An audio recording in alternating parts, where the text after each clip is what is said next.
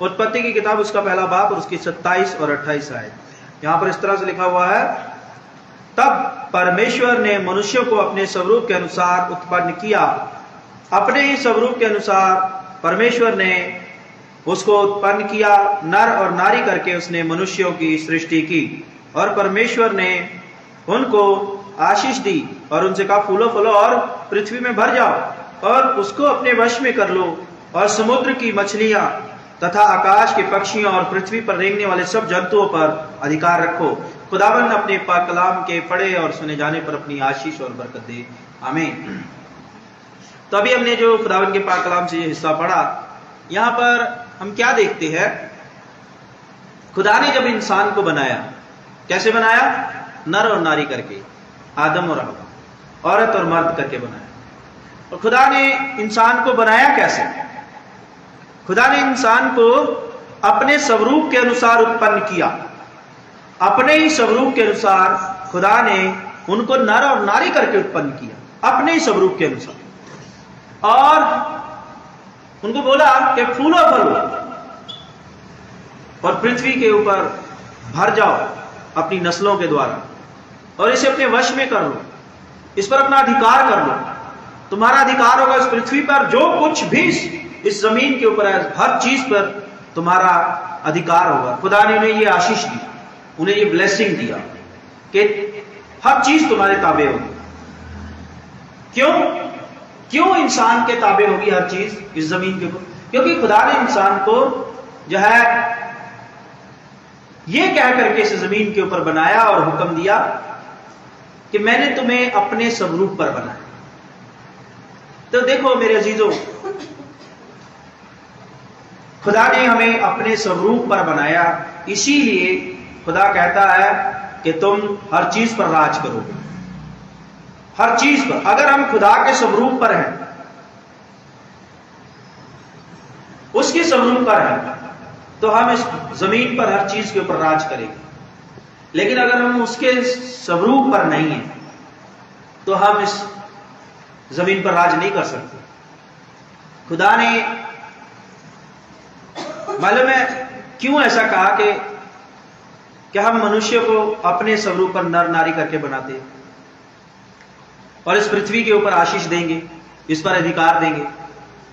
ये इसलिए कि जो इंसान है वो मेरे स्वरूप को दिखाएगा इस पृथ्वी के ऊपर, मेरे स्वरूप में होकर के चलेगा इस पृथ्वी के ऊपर, तो राज करेगा, तो आशीष पाएगा। परमेश्वर के स्वरूप में चलना या परमेश्वर के स्वरूप में होना क्या बात है? मालूम है क्या है परमेश्वर का स्वरूप? खुदा का स्वरूप, उसकी इमेज क्या है? अपने जीवन से उस खुदावन के गुणों को दिखाना, अपने जीवन से उस खुदा के गुणों को दिखाना, उस खुदा के गुणों में होकर के चलना, उस खुदावन के स्वभाव में होकर के चलना, यह है खुदा का स्वरूप। जब हम खुदा के स्वभाव को अपना लेते हैं, जैसा हमारे खुदा का स्वभाव वैसा हमारा स्वभाव बनाते हैं, उसके स्वभाव को हम अपने जीवन से जो है दुनिया को दिखाते हैं, उसके प्रेम को हम अपने जीवन से जो है इस दुनिया को दिखाते हैं, उसके गुणों को जब हम प्रकट करते हैं, तब हम उस खुदा के स्वरूप को दिखाते हैं।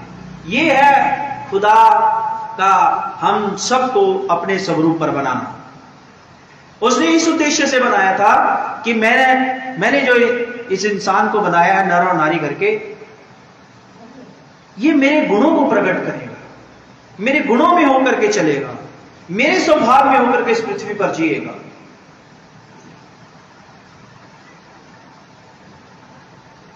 मेरे स्वभाव में, और मैं इसको आशीष दूंगा, हर चीज पर अख्तियार दूंगा, मेरे प्रेम में होकर के चलेगा और मैं इसको इस पूरी जमीन पर अख्तियार दूंगा, हर चीज पर अख्तियार दूंगा और इसको आशीष दूंगा। मेरे अजीजों, वो लोग खुदा से बरकत पाते हैं और वो लोग हर चीज के ऊपर फतेह को हासिल करते हैं, हर चीज के ऊपर, अपनी जिंदगी की हर मुसीबत, हर परेशानी के ऊपर जो है अधिकार को हासिल करते हैं, उस पर फतेह हासिल करते हैं। मालूम है, वो लोग अपनी जिंदगी के हर तकलीफ पर फतेह हासिल करते हैं जो लोग अपनी जिंदगी से खुदा के स्वभाव को दिखाते हैं, जो लोग अपनी जिंदगी से खुदा यीशु मसीह के स्वभाव को, उसके नेचर को दिखाते हैं दुनिया को, जो लोग खुदा यीशु मसीह के गुणों को दिखाते हैं, जो लोग खुदा यीशु मसीह के प्रेम को अपने जीवन में लेके चलते हैं, वही लोग जो है अपनी जिंदगी के हर संकट के ऊपर अधिकार, उसके ऊपर जय को हासिल करते हैं और इस पृथ्वी पर आशीष पाते हैं। तो खुदा ने यही वायदा किया कि मैंने तुम्हें अपने स्वरूप पर बनाया, और अगर तुम मेरे स्वरूप को अपने जीवन से दिखाओगे तो तुम्हें आशीष मिलेगी, तुम इस पृथ्वी पर आशीषित होगे, तुम्हारी नस्ल भी आशीषित होगी, और इस पूरी कायनात के ऊपर जो कुछ हर चीज पर तुम्हारी फतेह होगी। कोई चीज तुम पर राज नहीं करेगी, कोई चीज तुम पर राज नहीं करेगी, शैतान भी तुम पे राज नहीं करेगा। लेकिन आज क्या, आज हम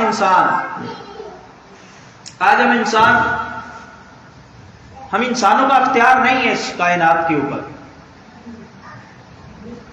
इस कायनात की हर शय के ऊपर, शैतान के ऊपर, दुष्ट आत्माओं के ऊपर, बीमारियों के ऊपर, जिंदगी के संकटों के ऊपर, बल्कि जिंदगी के संकटों, जिंदगी की टेंशनों, परेशानियों, दुष्ट शक्तियों, इन सबका अधिकार हमारे ऊपर उल्टा हो गया। क्यों है? मालूम है क्यों है? क्योंकि खुदा ने कहा था कि मेरे स्वरूप पे बनाया, इसलिए मेरे स्वरूप को दिखाना है अपने जीवन से, मेरी छवि को दिखाना, मेरे गुणों को दिखाना। वो तो हमने दिखाया ही नहीं, तो इसलिए हमारा पृथ्वी पर से अधिकार भी चला गया, और जहां हमको अधिकार रखना था इस पृथ्वी की चीजों के ऊपर, वह इस पृथ्वी की चीजें हम पर अधिकार रखती हैं, हम पर अधिकार रखती हैं। तो खुदा ने जो वायदा किया वो अपने वायदों से कभी मुकरता नहीं मेरे अजीजों, वो अपने वायदों को पूरा करता है। लेकिन आज हम अधिकारी होने की बजाय हम गुलाम हो गए हैं, तो इसकी वजह हम ही है, क्योंकि हमारे अंदर खुदावन का स्वभाव नहीं है। देखो, परमेश्वर का वचन भी कहता है जो कोई मसीह में है और ये इस बात का दावा करता है कि मैं मसीह में हूं, तो वो मसीह के गुणों को अपने जीवन से प्रकट करे, मसीह के गुणों को प्रकट करे। और जो कोई मसीह यीशु में है, अगर वो अपनी जिंदगी से खुदावन यीशु मसीह के गुणों को जाहिर करेगा, उसके प्रेम को जाहिर करेगा दुनिया के सामने, उसके स्वभाव को जाहिर करेगा इस दुनिया के सामने, वो आशीष पाएगा और हर संकट पर जय पाएगा, हर संकट के ऊपर। तो फिर दुष्ट शक्तियों का या शैतान का अधिकार नहीं होगा हमारे, बल्कि हमारा उस पर अधिकार होगा। यहां पर इसीलिए खुदावन जो कह रहा है, क्या कहता है खुदावन? उत्पत्ति की किताब उसका 1 बाब 27-28, तब खुदा ने इंसानों को अपनी शक्ल के अनुसार बनाया, अपने ही स्वरूप के अनुसार खुदा ने उनको पैदा किया, नर और नारी करके उसने इंसानों की सृष्टि की, और खुदा ने उनको बरकत दी और उनसे कहा फूलो फलो और जमीन में भर जाओ, भर दो इस जमीन को अपनी नस्लों से।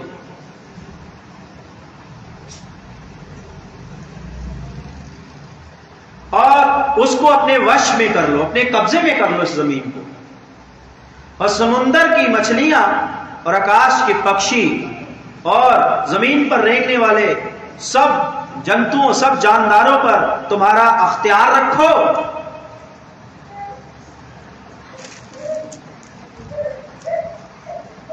हर चीज पर अपना अख्तियार रखो, शैतान पर अपना अख्तियार रखो, दुष्ट शक्तियों पर अपना अख्तियार रखो, बीमारियों पर अपना अख्तियार रखो, टेंशन पर अपना अख्तियार रखो,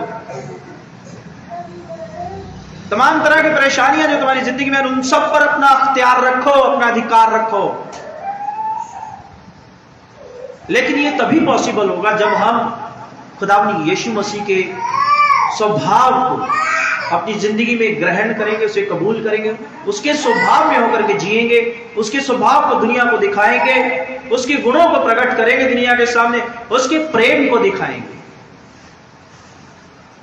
तभी हम अधिकार रखेंगे। आज हमसे अधिकार खोया गया मेरे अजीजों। आज हमारा अधिकार हमारी एक छोटी सी टेंशन पर नहीं है।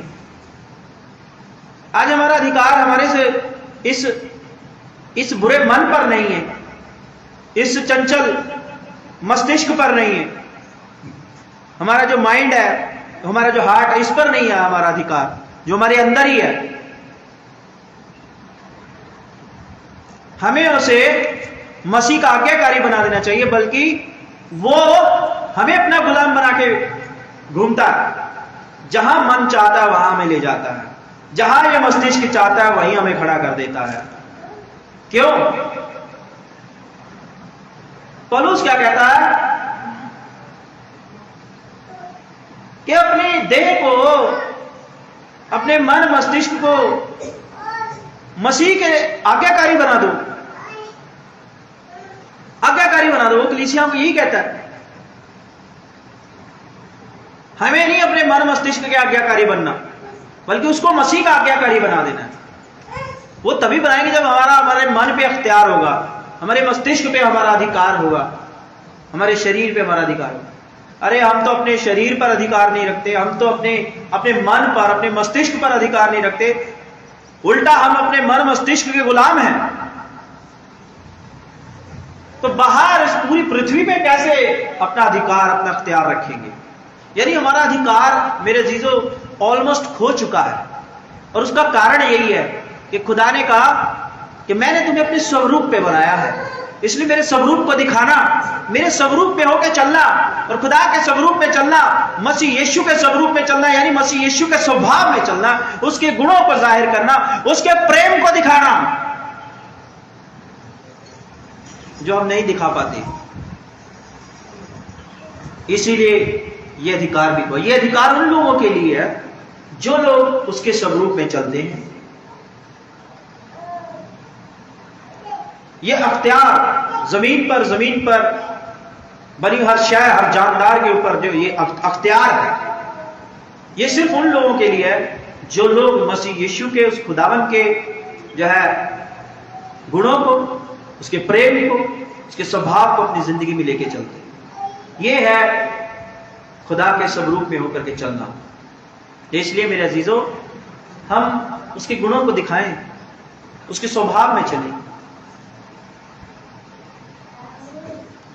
यह है परमेश्वर का स्वरूप।